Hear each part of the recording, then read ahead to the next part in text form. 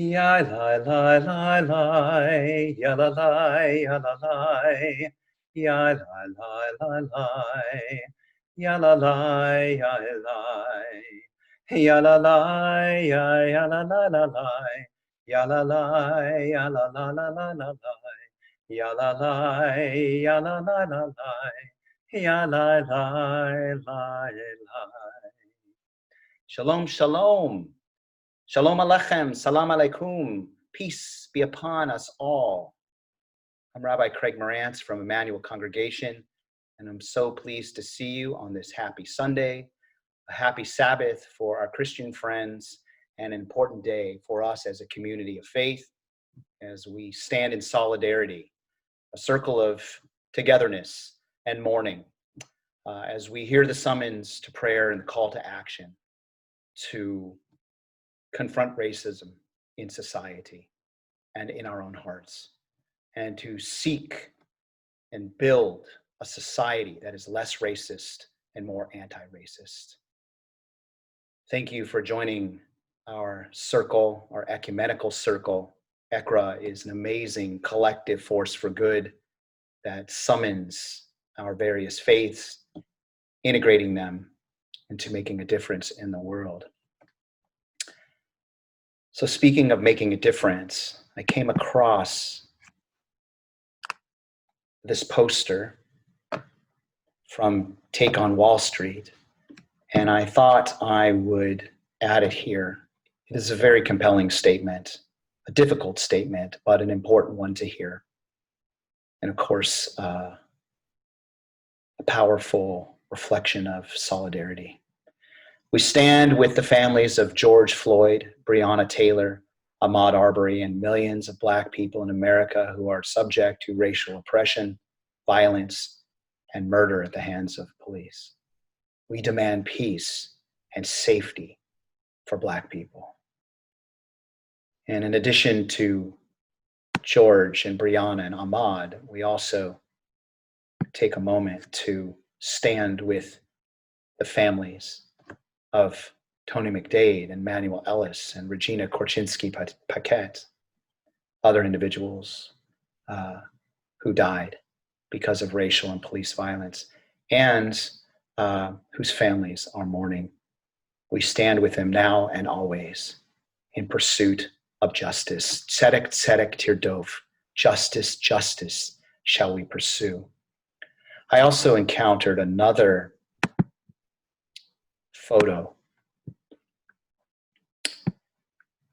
this one with many compelling statements on it.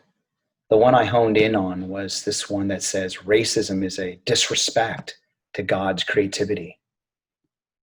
So I thought of a big question for today, and that is, how is racism disrespectful not only to people of color, but to God's creativity?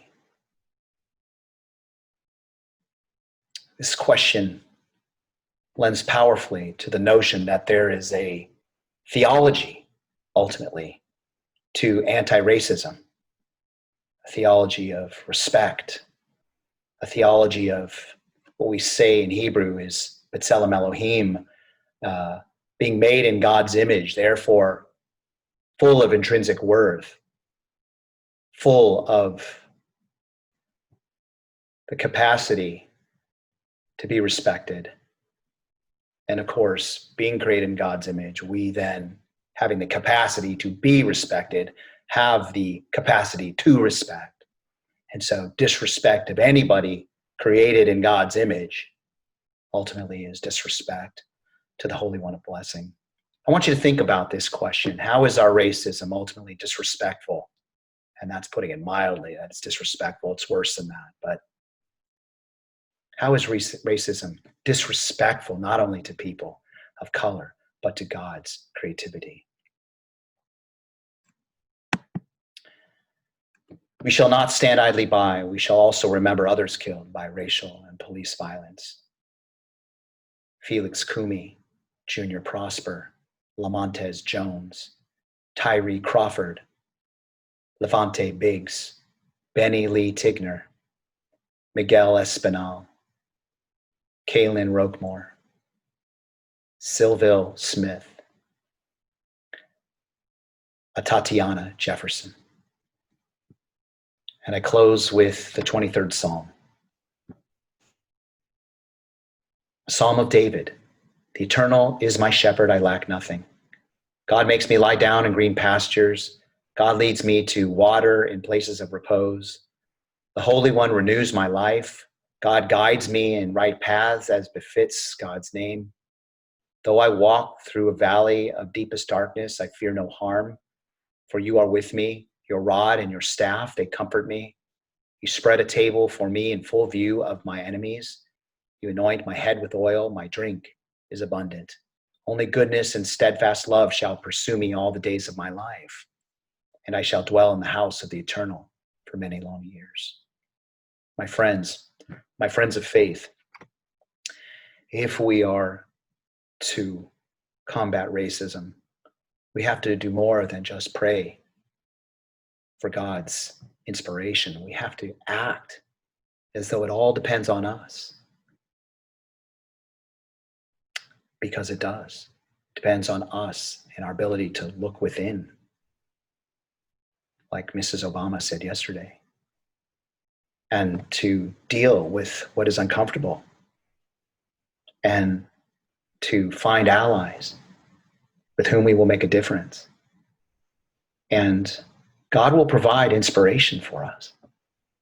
But ultimately, as we walk through these difficult and dark valleys, the light that will shine from the depths of those valleys will be because we're able to look in the mirror and recognize that racism is not only disrespectful, it's wrong.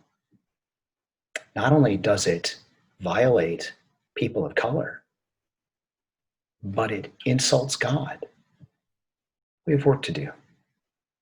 So I say that we stay in the fight, that we struggle onward, that we seek to be respectful because we are all created B'Tselem Elohim in God's image. Have a good day. Stay well.